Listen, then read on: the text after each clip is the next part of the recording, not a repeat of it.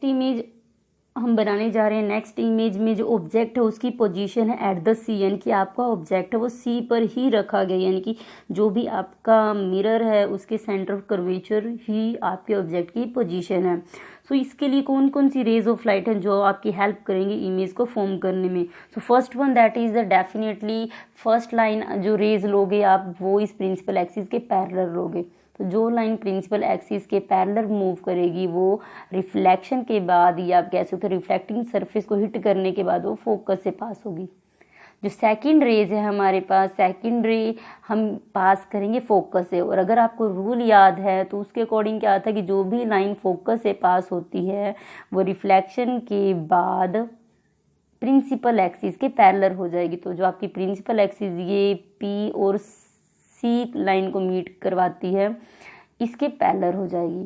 सो यहाँ जो आपकी इमेज बनेगी वो बनेगी सी के ऊपर ही, यानी कि यहाँ जो आपकी इमेज बन रही है वो एट द सी ही बन रही है। सो let's see the position, nature and size of the image. So position क्या है आपके इमेज की, पोजीशन होगी एट द सी। नेचर कैसा है, यहाँ पर जो लाइट रेज एक्चुअल में मीट कर रही है, एक्चुअल में एक दूसरे को इंटरसेक्ट कर रही है। इट मीन्स ये जो इमेज बनेगी रियल और इन्वर्टेड होगी। जितनी भी इमेज रियल होगी वो इन्वर्टेड डेफिनेटली होगी, या जो इमेज आपकी इन्वर्टेड है वो 101% रियल होगी। नेक्स्ट वन अगर हम साइज़ की बात करें तो यहाँ पर जो साइज़ है ऑब्जेक्ट का और आपकी इमेज का वो लगभग सेम होगा। तो यहाँ सेम साइज़ की इमेज बनती है। नेचर इसका रियल एंड इन्वर्टेड है और पोजीशन इमेज की है at the C. So this is your third image form by fourth image that is formed by the plane mirror. Students, I am repeating again here, if you don't capable to draw the proper curve mirror, in that case you can draw the straight line. आप straight line भी draw कर सकते हो but इसकी polishing आपको back side show करनी है, plus आपको जो इसकी कर्विंग है वो थोड़ा सा आपको आगे इस तरह से फोल्ड करके दिखाना है। इससे पता चल जाएगा कि जो ये मिरर आपने ड्रॉ किया है ये आपके पास कनकेव मिरर है, क्योंकि कनकेव मिरर की जो आउटर सरफेस होती है या जो रिफ्लेक्टिंग सरफेस होती है वो इनवर्ड साइड होती है, अंदर की साइड होती है। सो let's see how image form by the concave mirror in the next case. सबको इस केस में क्या है, जो इमेज जो भी आपके पास ऑब्जेक्ट है उसे प्लेस किया गया है बिटवीन सी एंड एफ। आपके पास ये सी है सेंटर ऑफ कर्वेचर, ये फोकस, यानी कि जब आपके ऑब्जेक्ट की पोजीशन सी और एफ के बीच में है उस टाइम इमेज कैसे बनेगी या कहाँ पर बनेगी, इसका नेचर क्या होगा। सो फर्स्ट लाइन आपको सेम वैसे ही पास आउट करनी है जैसे कि हम पहले करते आ रहे थे, यानी कि आपको पहली लाइन ड्रॉ करनी है जो कि प्रिंसिपल एक्सिस के पैरेलल होगी, यानी कि इस सीपी लाइन के पैरेलल होगी।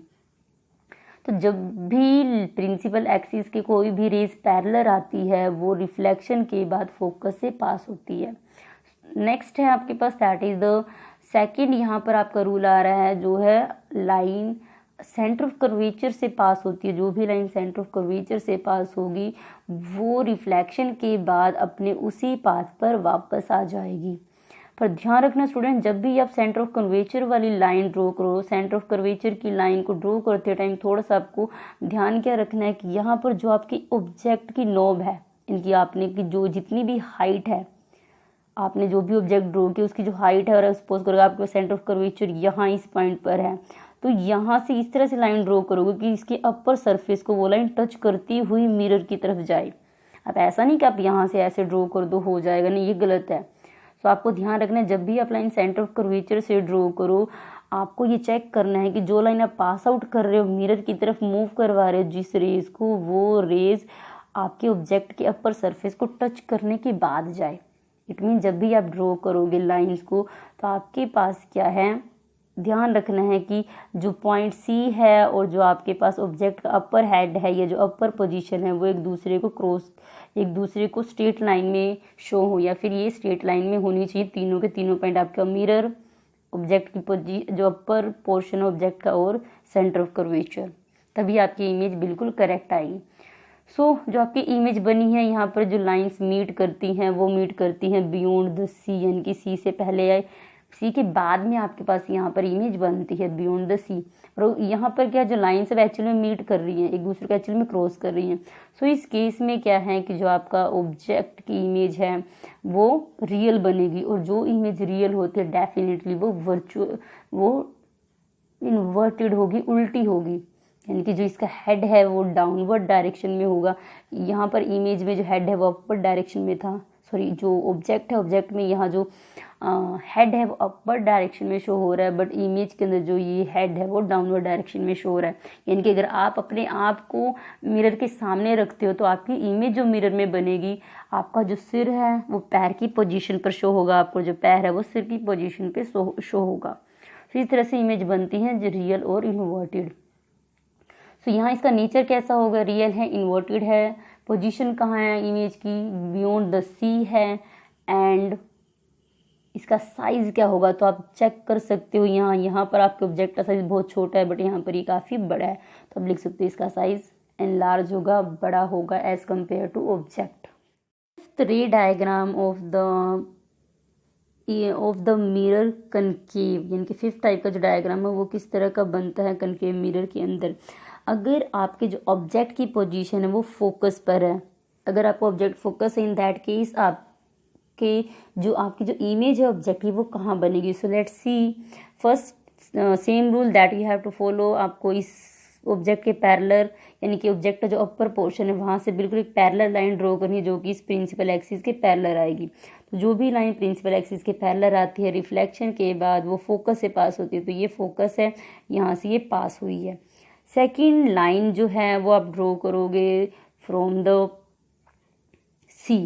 तो जब भी हम सी से लाइंस ड्रॉ करते हैं हमें पता है कि जिस तरह से वो मूव करती है फॉरवर्ड डायरेक्शन में, सेम वैसे ही वो बैकवर्ड डायरेक्शन में भी सेम पाथ पर आ जाती है, और ये लाइंस एक दूसरे को कभी इंटरसेक्ट नहीं करेगी इस केस में अगर आपका ऑब्जेक्ट फोकस पर है। तो इसमें क्या है कि हम ये मानते हैं पैरेलल लाइंस हो सकता है इन्फिनिटी पर मिले, हो सकते हैं इन्फिनिटी पर मिलती होंगी ये lines. So in that case यहाँ जो इमेज है आपका वो इन्फिनिटी पे बनेगा। इमेज का नेचर कैसा होगा, ये लाइंस रियल हैं, देन डेफिनेटली रियलिटी में मीट करेंगी तो आपकी इमेज भी रियल और इन्वर्टेड बनेगी। अगर हम साइज़ की बात करें तो साइज़ आपका बहुत ज़्यादा एनलार्ज होगा, बहुत ज़्यादा बड़ा होगा। So this is the fifth case, and this is the most important you can say रे diagram of the concave mirror. इस केस में अब तक कि आपने जितने भी 5 केसेस स्टडी किए हैं उनके कंपैरिजन में ये बिल्कुल डिफरेंट होगा। इस केस में जो आपके ऑब्जेक्ट की पोजीशन है वो पोजीशन है at the between the pole and focus. तो जब भी आपका ऑब्जेक्ट पोल और फोकस के बीच में होगा उस टाइम इमेज कहाँ बनेगी। सो लेट्स सी, जब फर्स्ट आपके ऑब्जेक्ट की, ये आपका ऑब्जेक्ट है, इसकी पोजीशन पोल और फोकस के बीच में है। फर्स्ट रे आप पास करोगे सी से, और सी से रे इस तरह से पास करोगे कि जाते जाते ये आपके ऑब्जेक्ट का जो अपर पोर्शन है उसको टच करे, और जिस पाथ पे ये मूव करती है उसी पाथ पर ही बैक आ जाएगी। ये हमने रूल्स के अंदर पढ़ा था। नेक्स्ट हमारे पास आता है सेकंड रे हमने पास की है सेंटर ऑफ पोल से, यानी कि जो भी लाइन पोल से जितने एंगल पर बेंड होती है वो जितने एंगल से हिट करती है पोल को उतने ही एंगल से ये यहाँ से रिफ्लेक्ट हो जाती है। It means angle I is equal to angle R, और यहाँ पर जो आपकी ये लाइन है ये एज अ नॉर्मल काम करती है, तो यहाँ एंगल आई बनेगा और यहाँ एंगल आर बनेगा। आपके पास ये दोनों ही इक्वल होंगे। अब इन लाइंस को, ये जो लाइंस है ये डाइवर्ट हो रही हैं, यानी कि रिफ्लेक्शन के बाद ये मूव कर रही है, एक दूसरे से दूर जा रही हैं, डाइवर्ट हो रही हैं। इट मीन्स ये इन्फिनिटी पर भी शायद ना मिले। तो इसमें क्या है कि अगर कोई लाइंस आगे आगे फैलती जाती है या फिर कह सकते हो आगे आगे उनके बीच का गैप बढ़ता जाता है, देन डेफिनेटली वो पीछे कहीं ना कहीं